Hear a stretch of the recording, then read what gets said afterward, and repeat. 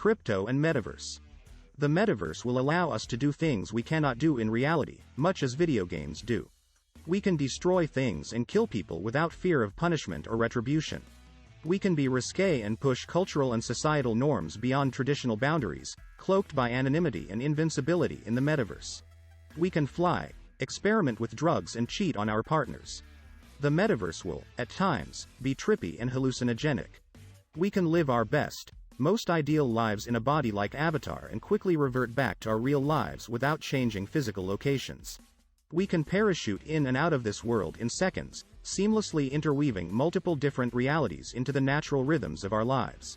Janine Youre is CEO of Everyrealm, a metaverse-focused innovation firm and investment fund. Crypto will become an invisible, infrastructure layer that facilitates micropayments and secondary sales, making it easier to move money from inside and outside metaverses and games.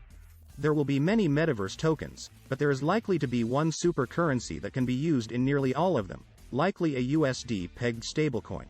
Tokens are fundamental to a decentralized metaverse because they solve problems like fluctuating exchange rates between local currencies, political issues like sanctions, and because they allow the exchange of goods to stay within the metaverse. Having to go transact outside of the metaverse or verify or regulate transactions through middlemen will reduce this world's economic capabilities. Crypto-based economies will therefore create real jobs that pay well enough to supplement or even replace traditional sources of employment. The real metaverse. Just like there is no one internet, there is no single metaverse.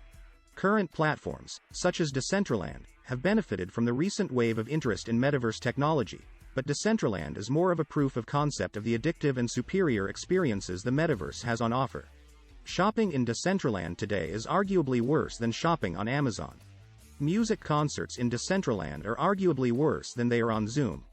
That is because Decentraland is mostly an attempt to create a digital twin of the real world, building spaces that simulate experiences we already have offline but in novel ways. Decentraland's vision for the metaverse is missing a few key elements: high-quality, addictive video games and content, high-quality visuals, strong communities, and activities that we cannot easily replicate in real life. NFTs, or non-fungible tokens, will be important to the metaverse but not as important as they currently seem. In fact, the metaverse will give NFTs utility, not the other way around. Once mainstream, the metaverse's economies will dwarf the size of the current $35 billion NFT market. See also, bringing NFTs to life in the metaverse. About 30 million people hold NFTs in their wallets today.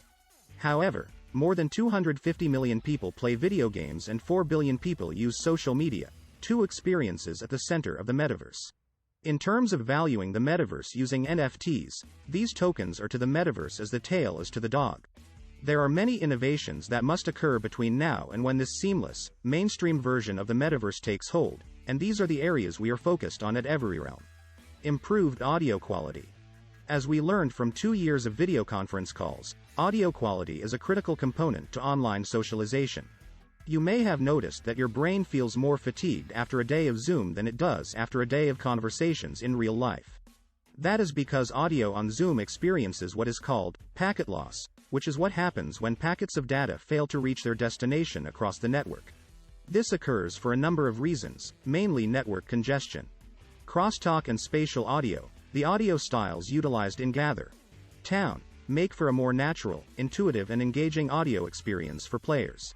We are excited to see how audio experiences can improve, potentially to the point where music concerts are truly engaging. This is both a hardware and a software issue, and solutions will need to take both into account. Better UX. The metaverse must have a pleasant user interface, one that allows players to join from mobile and seamlessly, without a hitch, transfer to a PC without hindering gameplay experience and user features. Higher numbers of concurrent players. Most multiplayer games that exist today are limited by the number of users who can participate at the same time. For example, the seminal Ariana Grande concert in Fortnite that was seen by nearly 80 million people, actually happened on the private Rift server. That is because current game engine solutions such as Unity and Unreal Engine don't allow for massive player instances that future metaverse projects will solve. The metaverse will have one instance in which up to 5,000 people, and potentially more, can huddle in the same area of a game without network or latency issues, creating a more immersive and engaging experience for everyone involved. NPCs, or non-playing characters in the metaverse will act with emotion that seems more real and lifelike. This will occur through more advanced artificial intelligence, AI, technology, designed to recognize traces of emotion in text, voice and emoji chats. Photoreal graphics. The metaverse will most likely be built in Unity or on the Unreal Engine, with high-fidelity graphics, but this will need to be balanced alongside hardware requirements and Wi-Fi and internet quality limitations. Wallets. To drive further Web3 and metaverse adoption, users require frictionless onboarding that starts with a friendly user interface that is also intuitive and gamified.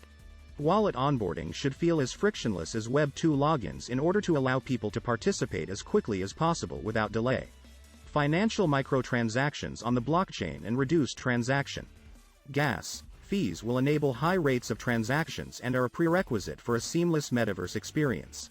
We are seeing an increasing number of games building on alternate blockchains from Ethereum such as Avalanche, Polygon and Solana because these alternate blockchains offer higher transaction speed and lower transaction costs. We expect even more refinement in this area, and change appears to be happening quickly. Security.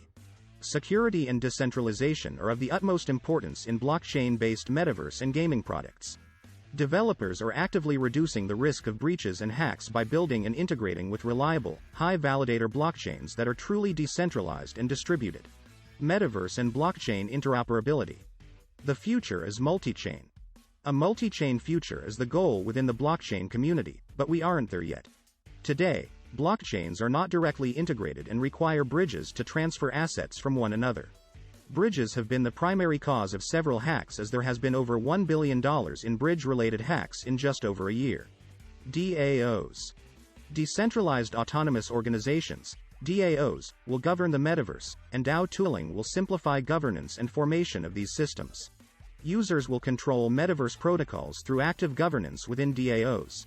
While the DAO model is often thought as the future of corporations, there is an inherent lack of tooling to make this thesis a reality today. Hardware improvements. In order to experience a truly immersive metaverse product with photorealistic graphics, developers must use a platform such as Unreal Engine 5, and hardware improvements are a must. Metaverse products and games today are low fidelity and only run on web browsers. This is a current limitation, and the future metaverse product offerings that users will come to love will likely require hardware improvements, such as medium-tier graphics processing units, central processing units, GPUs, CPUs.